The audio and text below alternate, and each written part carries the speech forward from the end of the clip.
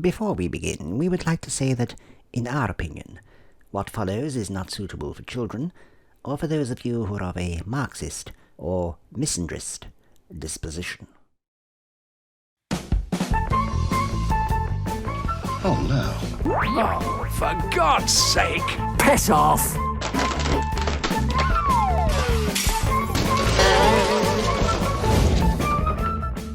Hello Grumpies, this is our ratings ups and downs video for the Tom Baker Doctor, the Force and, for many, the best of the original run of Doctors from when Doctor Who really was Doctor Who. You may be a doctor, but I'm the Doctor. As far as the grumpy old fan is concerned, there are 3 incarnations of the Tom Baker Doctor: the properly taking it seriously one of the Philip Hinchcliffe and Robert Holmes years, the self-indulgent one of the Graham Williams time in charge, and the bored one of JNT's first year. Now, because Tom played the Doctor for 7 years, longer than anybody else, some would say too bloody long, he has 41 stories that we need to go through, which would have been 42 if Sharda had been finished. This graph shows the average ratings for each story.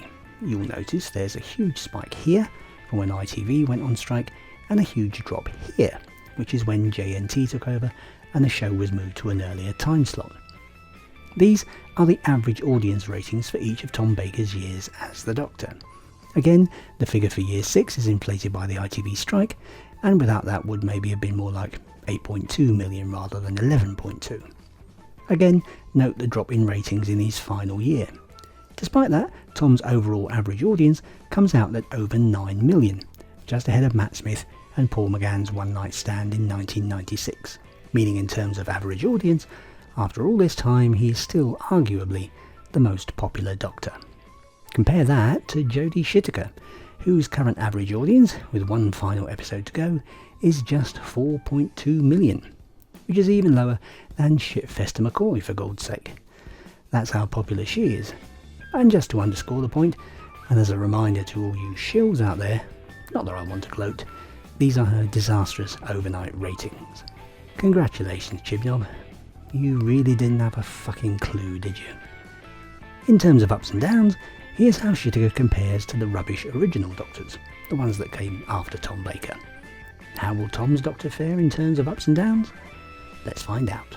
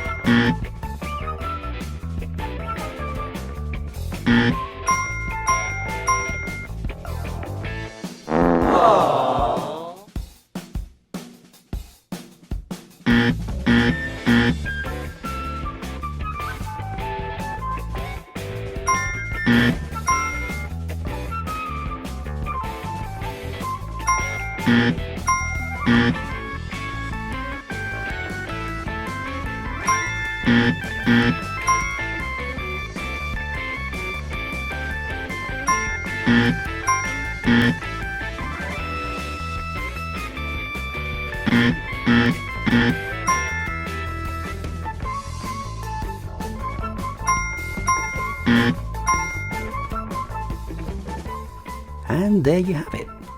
Tom Baker's audience went up 86 times and down 80 times. Or to put it another way, Tom's audience went up 51% of the time. So which Who did the best job of adding viewers to Doctor Who instead of losing them? Well, given we still have Hartnell, Troughton and Pertwee to look at, here's the answers so far. David Tennant's audience went up 56% of the time. Peter Capaldi's audience went up 54% of the time, same as Shipfester McCoy's. Peter Blandison's audience went up 53% of the time. Tom's audience, as we've seen, went up 51% of the time. Matt Smith's audience went up 38% of the time, which is still really weird.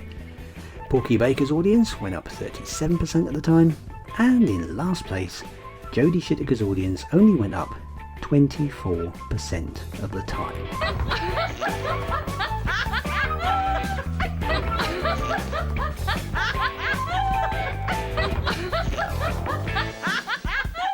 Our next Ups and Downs video will be for the Pertwee Doctor.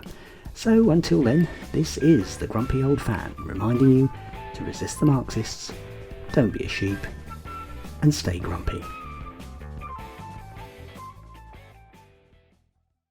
If you're a lefty and have been affected by anything in this video, Fuck off!